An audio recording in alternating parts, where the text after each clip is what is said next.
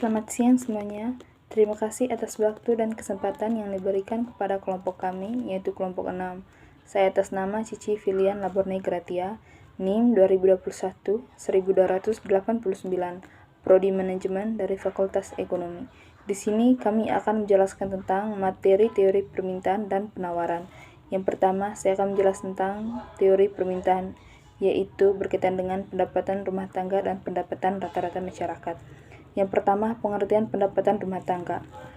Pendapatan dapat diartikan sebagai total penerimaan seseorang, baik berupa uang maupun bukan uang. Selain itu, pendapatan juga merupakan segala uang atau segala pembayaran yang diterima oleh seseorang ataupun perusahaan dalam bentuk gaji atau upah, sewa, bunga, dan laba.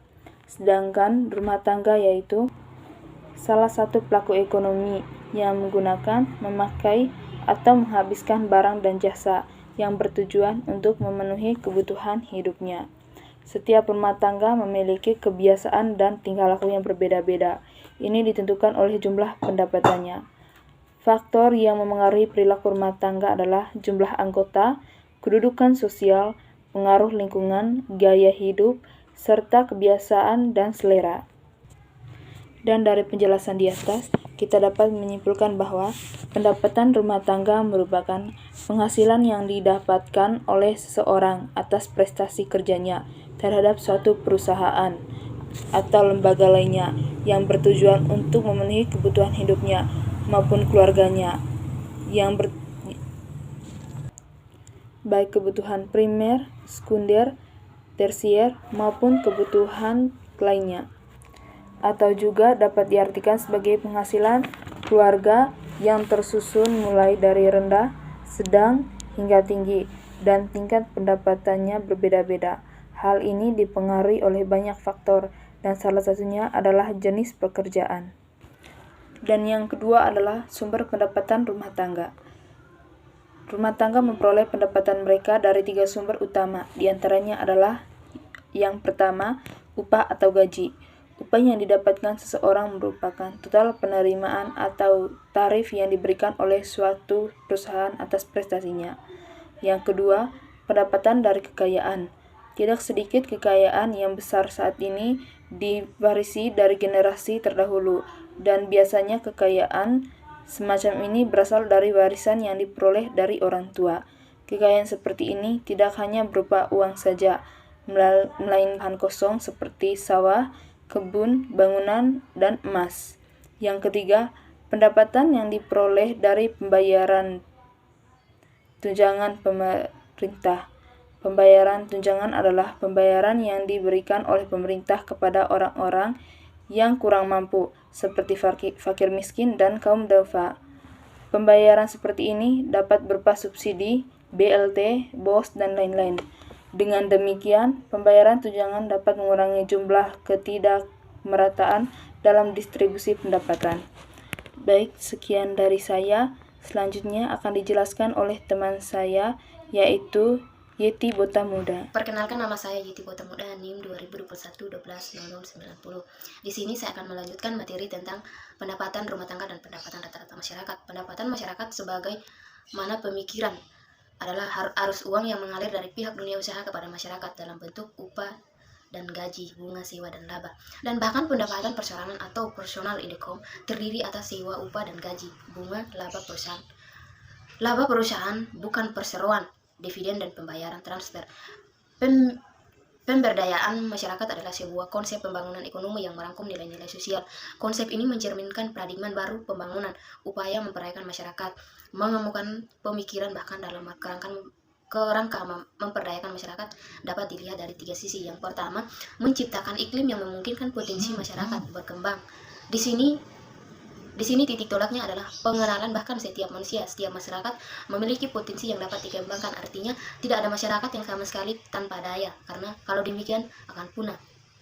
Pemberdayaan adalah upaya untuk membangun daya itu dengan mendorong, memotivasi, dan membangkitkan kesadaran akan potensi yang dimilikinya, serta berupaya untuk mengembangkan serta untuk mengembangkannya. Yang kedua, memperkuat potensi atau daya yang dimiliki oleh masyarakat. Dalam rangka ini diperlukan langkah-langkah lebih positif. Selain dari hanya menciptakan iklim dan suasana, penguatan ini memiliki langkah-langkah nyata dan penyangkut penyediaan berbagai memasukkan atau input serta pembangunan akses dalam berbagai peluang yang akan membuat masyarakat menjadi makin berdaya. Yang ketiga, dalam rangka memperdayakan ini, upaya yang sangat pokok adalah meningkatkan taraf pendidikan yang derajat kesehatan serta akses ke dalam sumber-sumber kemajuan ekonomi seperti modal, teknologi, informasi lapangan kerja, dan pasar.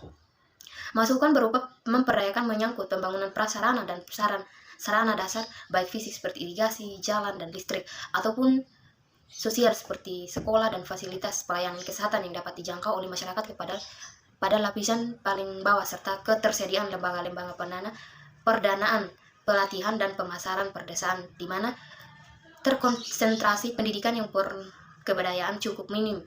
Untuk itu perlu ada program khusus bagi masyarakat yang kurang berdaya, karena program-program umum yang berlaku untuk semua tidak selalu dapat menyentuh lapisan masyarakat ini. Pemberdayaan masyarakat bukan untuk membuat masyarakat menjadi makin tergantung pada berbagai program pemberian, karena pada dasarnya setiap apa yang dinikmati harus dihasilkan atau usaha sendiri, atau yang hasilnya dapat dipertukarkan dalam pihak lain. Demikian paparan tentang materi pendapatan rumah tangga dan pendapatan rata-rata masyarakat. Halo teman-teman, perkenalkan nama saya Ijen Alato Owi, NIM 2021-1291. Di sini saya akan mempresentasikan harga bahan baku. Bahan baku adalah seluruh bahan yang digunakan dalam proses produksi suatu produk. Bahan baku ini mencangkup seluruh bahan yang terkandung di dalam produk. Contohnya, dalam memproduksi sebuah baju, maka biaya bahan bakunya seperti kain, benang, selenting, dan lainnya. Selain itu juga biaya pada lainnya seperti biaya angkut. Penyimpanan dan operasional juga termasuk ke dalam biaya bahan baku. Di sini ada beberapa pendapat dari para ahli mengenai bahan baku. Yang pertama, Wikipedia. Bahan baku adalah bahan yang digunakan dalam membuat produk. Sedangkan biaya bahan baku adalah seluruh biaya untuk memperoleh sampai dengan bahan siap untuk digunakan yang meliputi harga bahan, ongkos angkut, penyimpanan, dan lain-lain. Yang kedua, Sofjan Asauri.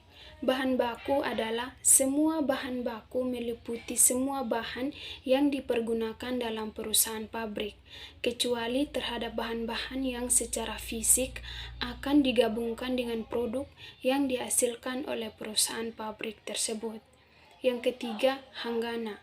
Bahan baku adalah suatu yang digunakan untuk membuat barang jadi. Bahan pasti menempel menjadi satu dengan barang jadi. Dalam sebuah perusahaan, bahan baku dan bahan penolong memiliki arti yang sangat penting karena menjadi modal terjadinya proses produksi sampai hasil produksi.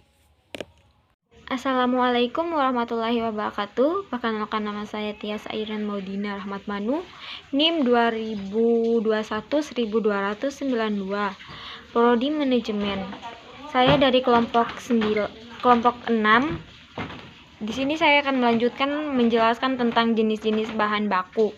Menurut Gunawan Adi Saputro dan Marwan Asri, pada 1985, jenis bahan baku ada 2. Bahan baku yang pertama itu bahan baku langsung, yaitu bahan pokok utama. Dapat dikatakan dry material atau bahan baku langsung. Bahkan pengertian lainnya merupakan suatu bahan baku utama yang merupakan bagian terpenting dari suatu produk barang jadi yang dihasilkan perusahaan. Walaupun biaya yang sudah dikeluarkan dalam hal membeli bahan pokok langsung akan sangat berkaitan erat dengan barang produk yang dihasilkan. Yang kedua, bahan baku tidak langsung, yaitu ialah suatu nama lain dari bahan pokok pendamping pada jenis bahan baku ini, namun merupakan suatu bahan baku ikut berperan ke dalam bahan utama pada saat kegiatan proses produksi, tetapi bahan ini tidak secara langsung terlihat pada suatu barang. Jadi yang sudah dihasilkan oleh perusahaan. Ya, sekian dari saya. Terima kasih. Assalamualaikum warahmatullahi wabarakatuh. Baik, perkenalkan nama saya Feby Rosalinda Umudasa, NIM 2021-12-0093. Di sini saya akan menjelaskan mengenai metode-metode dalam pencatatan biaya bahan baku. Metode pencatatan biaya baku ada dua macam. Metode pencatatan biaya bahan baku yang dipakai dalam produksi, yaitu pertama, metode mutasi persediaan atau perpetual inventory method. Metode mutasi persediaan adalah metode pencatatan biaya bahan baku di mana setiap mutasi bahan baku dicatat dalam kartu persediaan. Yang kedua, metode persediaan fisik atau physical inventory method. Metode pencatatan biaya bahan baku di mana hanya tambahan persediaan bahan baku dari pembeli saja yang dicatat. Untuk mengetahui berapa biaya bahan baku yang dipakai dalam produksi, harus dilakukan dengan cara menghitung sisa persediaan bahan baku yang masih ada di gudang pada akhir periode akuntansi. Harga pokok persediaan awal bahan baku ditambah dengan harga pokok bahan baku yang dibeli selama periode, dikurangi dengan harga pokok persediaan harga bahan baku yang masih ada pada akhir periode adalah biaya bahan baku yang dipakai dalam produksi selama periode yang bersangkutan. Metode persediaan fisik adalah cocok digunakan dalam penentuan biaya bahan baku dalam perusahaan yang harga pokok produksinya dikumpulkan dengan metode harga pokok proses. Yang pertama A, metode identifikasi khusus atau specific identification method. Dalam metode ini, setiap jenis bahan baku yang ada di gudang harus diberi tanda pada harga pokok persediaan berapa banyak bahan baku tersebut dibeli. Yang kedua, metode masuk pertama keluar pertama. Metode masuk pertama keluar pertama adalah first in first out atau FIFO. Adalah metode untuk menentukan biaya bahan baku dengan anggapan bahwa harga pokok persatuan bahan baku yang pertama masuk dalam gudang digunakan untuk menentukan harga bahan baku pertama kali dipakai. Yang ketiga, metode masuk terakhir keluar pertama, yaitu last in first out method. Metode masuk terakhir keluar pertama atau last in first out atau LIFO adalah cara